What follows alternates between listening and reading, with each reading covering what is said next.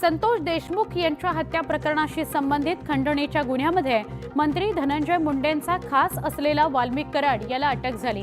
यानंतर मुंडेंच्या राजीनाम्याकरता विरोधी पक्षाबरोबर सत्ताधारी भाजपकडून दबाव वाढतोय। या पार्श्वभूमीवर दिल्लीत उपमुख्यमंत्री अजित पवारांनी गृहमंत्री अमित शहांची भेट घेतली। या भेटीत नेमकं काय घडलं याकडे सगळ्यांचं लक्ष आहे। मुख्यमंत्री माझी लाडकी बहीण योजनेच्या परळी मतदारसंघाच्या समितीत अध्यक्षपदी अजूनही वाल्मिक कराड आहे। विशेष म्हणजे ही निवड तत्कालीन पालकमंत्री धनंजय मुंडे यांच्या शिफारसीवरून करण्यात आली होती। कराडवर 14 गुन्हे दाखल असताना लाडकी बहीण योजनेवर त्याला घेतलंच कसं असा प्रश्न उपस्थित होतोय। बीडमधील सरपंच संतोष देशमुखांच्या हत्येला 1 महिना पूर्ण झालाय। हत्येच्या निषेधार्थ आज पैठणमध्ये मोर्चा काढण्यात येणार आहे। मोर्चात मनोज जरांगे, सुरेश धस सहभागी होणार आहेत।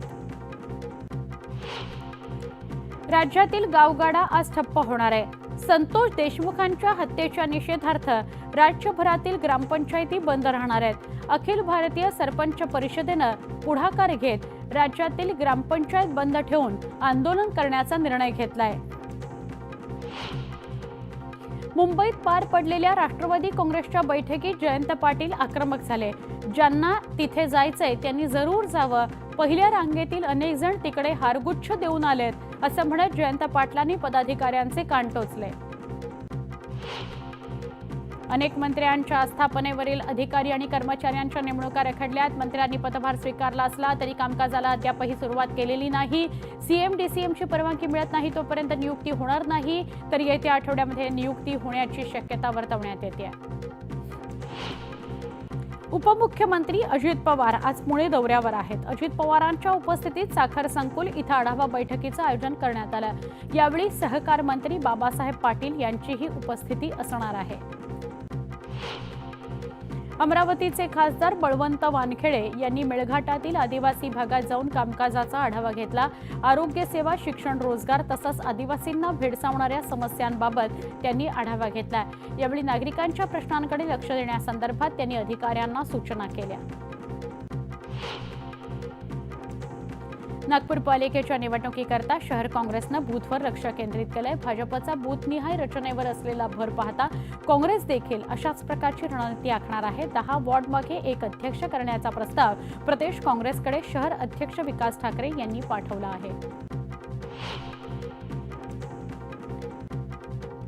दफनभूमी भूखंड प्रकरणात मंत्री प्रताप सरनाईक यांना झटका बसलाय। भूखंड ताब्यात घेण्याचे ठाणे पालिकेला मुंबई हायकोर्टानं आदेश दिलेत। सरनाईक यांच्या बालाजी एंटरप्राइजेस कंपनीला याचिकेत प्रतिवादी करण्याची मुभाही कोर्टानं याचिकाकर्त्याला दिली आहे। वन नेशन वन इलेक्शनच्या पहिल्या बैठकीमध्ये समितीचा कार्यकाळ वाढवण्याच्या विषयावर सगळ्या सदस्यांमध्ये एकमत झालं। त्याबाबतचा प्रस्ताव हा पुढच्या अधिवेशनामध्ये दिला जाईल। या समितीला अर्थसंकल्पीय अधिवेशनाच्या शेवटच्या आठवड्यातील पहिल्या दिवसापर्यंत आपला अहवाल सादर करण्यास सांगण्यात आलेला आहे। ओसी प्रलंबित असलेल्या गृहनिर्माण संस्थांना ओसी मिळवण्यासाठी म्हाडानं अभय योजना जाहीर केली असून या योजनेचा 80 गृहनिर्माण संस्थांना लाभ मिळणार आहे। ही योजना 10 एप्रिलपर्यंत लागू राहणार आहे। पुनर्विकसित इमारतींवर आकारण्यात येणाऱ्या दंडात्मक शुल्कात सवलत मिळणार आहे। म्हाडाच्या विविध मंडळांच्या अखत्यारीतील विखुरलेली घरं, जमिनी देताना ज्या दिवशी घर आणि जमिनीचा ताबा घेणार त्या दिवसापासून लाभार्थ्यांना महिन्याला सेवा शुल्क आणि मालमत्ता कराची आकारणी करावी लागणार असा निर्णय म्हाडानं घेतला आहे। मुंबईतील निवासी इमारती, व्यावसायिक आस्थापनांना आगी लागण्याच्या घटनांमध्ये दिवसेंदिवस वाढ होते। या पार्श्वभूमीवर फायर ऑडिट न करणाऱ्या इमारतींकडून मालमत्ता करातच दंड वसूल करण्याचा प्रस्ताव पालिकेच्या अग्निशमन दलानं राज्याच्या अग्निशमन सेवा दलाकडे पाठवला आहे।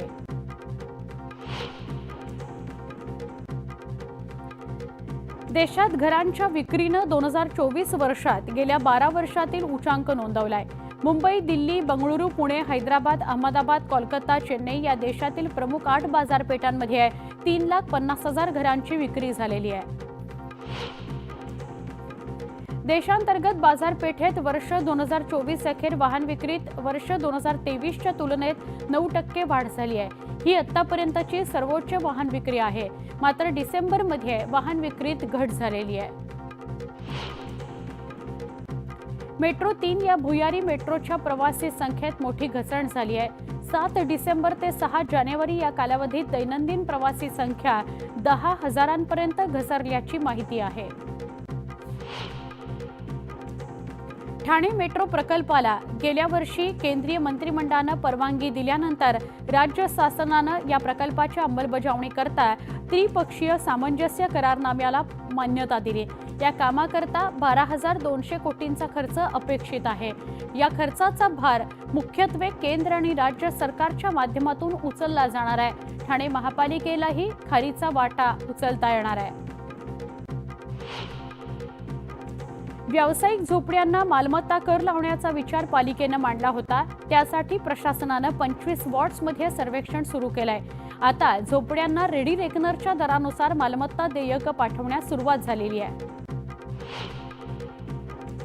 भारतीय रेल्वेच्या आधुनिकतेचं प्रतीक असलेली वंदे भारत सुपरफास्ट एक्सप्रेस पुन्हा एकदा चर्चेत आली आहे. मुंबई अहमदाबाद दरम्यान धावणाऱ्या या अत्याधुनिक ट्रेननं तब्बल 20 लाख रुपयांची कमाई केली आहे. पहिल्यांदाच भारतीय रेल्वेच्या व्यावसायिक चित्रीकरणातून ही कमाई केल्याची माहिती पश्चिम रेल्वेनं दिली आहे. मुंबई पालिकेमध्येही 2008 किंवा त्यानंतर नियुक्त झालेल्या तब्बल 3,000 अधिकारी आणि कर्मचारी जुन्या पेन्शनच्या प्रतीक्षेत आहेत. तर ही जुनी पेन्शन योजना लागू करावी या मागणीकरता संघटनांचे पदाधिकारी पालिका अध्यक्षांची भेट घेणार आहेत. अर्ध्या नागपूर शहरात उद्या पाणीपुरवठा बंद राहणार आहे. कन्हान जलशुद्धीकरणाच्या शटडाऊनमुळे निम्म्या नागपुरामध्ये उद्या पाणीपुरवठा बंद राहणार आहे. सकाळी 10 वाजल्यापासून शनिवारी दुपारी 4 पर्यंत काम सुरू असल्यानं 3 तासांचं शटडाऊन होणार आहे. मुंबई महापालिकेनं परिपत्रक काढत यंदाच्या माघी गणेशोत्सवात सार्वजनिक आणि घरगुती मूर्ती शाडूच्याच असाव्यात असं स्पष्ट केलंय. या पार्श्वभूमीवर यंदा न्यायालयाच्या आदेशाची अंमलबजावणी काटेकोरपणे होणार का याची उत्सुकता आहे. आंतरराष्ट्रीय बाजारात सोन्या चांदीचे दर घसरले आहेत. 10 ग्रॅम सोन्याचा दर 77,450 रुपये इतका आहे, तर 1 किलो चांदीचा दर 90,711 रुपये इतका आहे. महाराष्ट्र लोकसेवा आयोगाच्या वतीनं गेल्या वर्षी राज्यसेवेची 457 पदांकरता जाहिरात काढण्यात आली. वस्तुनिष्ठ परीक्षेची ही शेवटची संधी आहे. यासाठी तब्बल 2.5 लाखांवर अर्ज आले आहेत. वर्सोवा भाईंदर या किनारपट्टी मार्गाकरता मुंबई महापालिकेनं 4 ठेकेदारांना कंत्राट बहाल केल्याचं समोर आलं. सरकारला अंधारात ठेवून पालिका अधिकाऱ्यांनी ठेकेदारांवर दाखवलेल्या विशेष मेहरबानीबाबत मुख्यमंत्री देवेंद्र फडणवीस कोणती भूमिका घेतात याकडे मुंबईकरांचं लक्ष आहे. वरळी बीडीडी चाळीतील पात्र रहिवाशांचे हक्काच्या घरात वास्तव्य करण्याचे स्वप्न आता लवकरच पूर्ण होणार आहे. वरळीतील 12 इमारतींपैकी 2 इमारतींचं काम पूर्णत्वाच्या मार्गावर आहे. त्यातील 550 घरांचा ताबा मार्चमध्ये मिळणार आहे. घोडबंदर इथल्या गायमुख मेट्रो मार्गावरील गर्डर उभारणीच्या कामादरम्यान वाहतूक कोंडी होऊ नये यासाठी पोलिसांनी अवजड वाहनांना प्रवेश बंदी लागू केली. 8 ते 20 जानेवारीपर्यंत रात्री 11 ते पहाटे 4 वाजेपर्यंत बंदी लागू असणार आहे.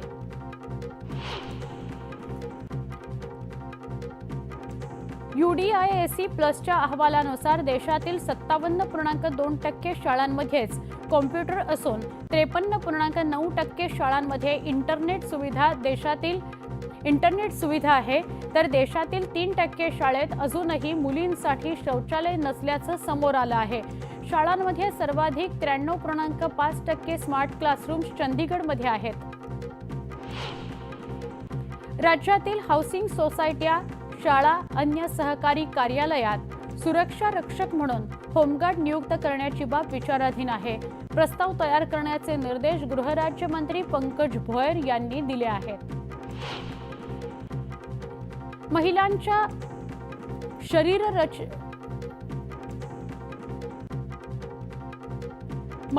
शरीरावरून, त्यांच्या शरीर रचनेवरून वक्तव्य करणं म्हणजे एक प्रकारचा लैंगिक छळच असून तो शिक्षापात्र गुन्ह्याच्या श्रेणीत येत असल्याचं निरीक्षण एका आरोपीची याचिका फेटाळून लावताना केरळ उच्च न्यायालयानं नोंदवलं.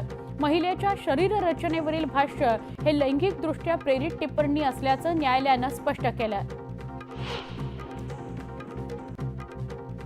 मुंबई विद्यापीठातील MS इन केमिकल सायन्स या अभ्यासक्रमाच्या विद्यार्थ्यांना आता अमेरिकेतील सेंट लुईस विद्यापीठाची जॉईंट डिग्री मिळणार आहे. यासाठी मुंबई विद्यापीठ आणि सेंट लुईस विद्यापीठात नुकताच करार करण्यात आला. मुंबईतल्या प्रदूषणामध्ये गेल्या 5 वर्षात मोठी वाढ झाली आहे. प्रदूषणामध्ये 2.6% वाढ झाली आहे. मुंबईचा पूर्व भाग सर्वाधिक प्रदूषित असल्याचं समोर आलंय. मुंबईची हवा बंगळुरू, चेन्नई या शहरांपेक्षा वाईट असल्याचं समोर आलंय. गोवंडीतील शिवाजीनगर परिसरातील हवेचा दर्जा दिवसेंदिवस खालावत असून बुधवारी शिवाजीनगरमध्ये वाईट हवेची नोंद झाली. तिथल्या हवा गुणवत्ता निर्देशांक 272 इतका नोंदवला गेलाय. या परिसरात हवेत मोठ्या प्रमाणात धूळ साचल्यामुळे गेले अनेक दिवस दृश्यमानताही कमी झाली आहे. दादरच्या छत्रपती शिवाजी पार्कावरील धूळ नियंत्रणासाठी महाराष्ट्र राज्य प्रदूषण नियंत्रण मंडळानं कार्यवाही सुरू करण्याकरता महापालिकेला 15 दिवसांचा अवधी दिलाय. त्यामुळे त्यावर उपाययोजनांसाठी महापालिका आयुक्तांच्या अध्यक्षतेखाली पुढील आठवड्यामध्ये बैठक होणार आहे. निवडणुकीच्या तोंडावर लाडकी बहीण सारख्या योजनांची घोषणा करणाऱ्या आणि इतर वेळी तिजोरीत खडखडाट असल्याचं कारण देणाऱ्या राज्य सरकारांवर सर्वोच्च न्यायालयानं तीव्र संताप व्यक्त केलाय. तुमच्याकडे लाडकी बहीण सारख्या योजनांकरता पैसे आहेत, मग न्यायमूर्तींचे वेतन देण्याकरता पैसे का नाहीत, असा सवाल न्यायालयानं केला आहे. कायमस्वरूपी वीज पुरवठा खंडित केलेल्या वीज ग्राहकांकडून 130 कोटी महावितरणनं वसूल केलेत. तसंच 93,848 ग्राहकांना अभय योजनेच्या माध्यमातून 59 कोटींचं व्याज आणि दंडाची रक्कम भरण्यापासून सवलत मिळाली आहे. पश्चिम रेल्वेवरील विनातिकीट प्रवाशांना पकडण्याकरता विशेष तपासणी मोहीम सुरू करण्यात आली आहे. गेल्या 9 महिन्यांमध्ये विनातिकीट प्रवाशांना पकडून 104 कोटी रुपयांची दंडवसुली रेल्वेनं केली आहे. त्यात विनातिकीट प्रवाशांकडून 33 कोटी रुपयांचा दंड वसूल करण्यात आलाय. पुणे जिल्ह्यातील शिक्षण विभागानं पालकांचं नुकसान टाळण्याकरता अनधिकृत शाळांची यादी जाहीर केली आहे. शिक्षण विभागाकडून 13 शाळांची नावं जाहीर करण्यात आली असून या शाळांमध्ये प्रवेश घेऊ नका असं आवाहन करण्यात आलंय. तर अनधिकृत शाळांनी जर शाळा सुरू ठेवली तर त्यांच्यावर कायदेशीर कारवाईचा इशारा देण्यात आलाय.